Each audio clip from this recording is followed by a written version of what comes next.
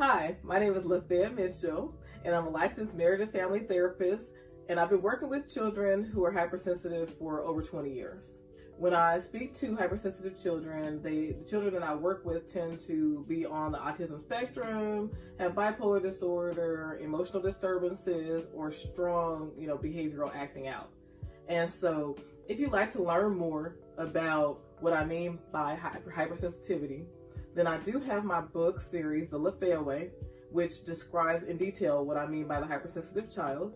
I would highly recommend that you go on to Barnes & Noble or Amazon.com to download all 3 of my books. But for today, I'm going to discuss step 4 of the philosophy I've developed that I call the Lafaya Way.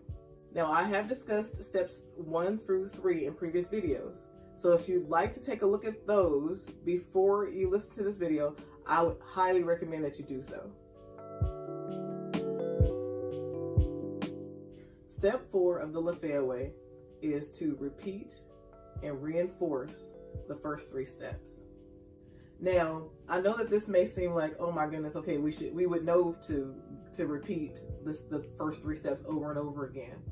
But the reason that I want to give some time to this particular idea, repeat and reinforce, is because even though people may know that it's important to repeat something, especially when they're having success with it, oftentimes they just tend to, especially in emotional circumstances, they just tend to forget.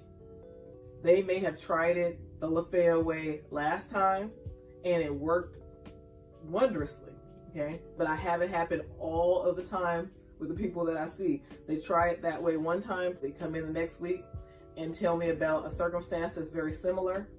They have gone back to doing it the old way without the understanding, without the calmness, internal calmness, and without some of the steps that we've talked about before. The reason I put the repeat in there is because I want you to remember, if you have success one time and then there's another situation where you're not having much success, I just want that thought to come back to you. Did I really repeat the steps the way I did last time when I was successful? And be fully acknowledging of if you missed a step. It's okay. You're human. You're going to miss things sometimes. With step 4, I add repeat in there for that very reason.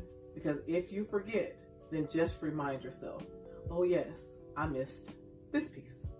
And then move forward in all the steps the next time. That's all.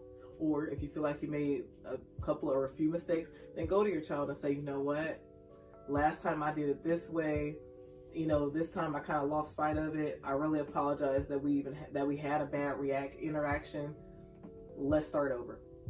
Kids will appreciate that because it shows forgiveness, and it shows them how to be forgiving. It shows that there's room to make mistakes and that none of us are perfect here. And now the second part to that is to reinforce. I know that you understand that it's important to say, oh yeah, great job, I'm glad we did it this way. I know everybody understands that part. But when I talk about reinforcement, I mean really, really finding ways to reinforce. So we're not looking for these grand changes to happen all in one little session, one little time that we talk with our child. What we're looking for is small step changes. We're looking to see that the tiniest little thing changed, and not just for the child, but for you. And that's another big piece of it. It's really important for you to reinforce for yourself, to take some pride in, to say, hey, I did a pretty good job with that when you do well.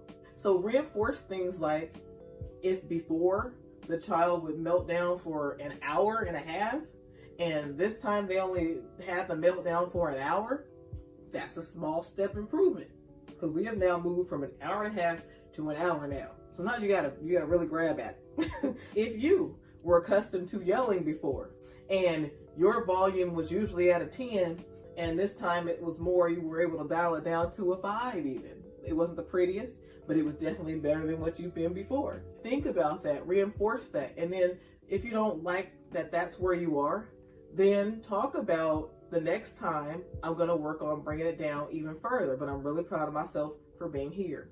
What that does for you and for them is it sets you up to have a different foundation to work from.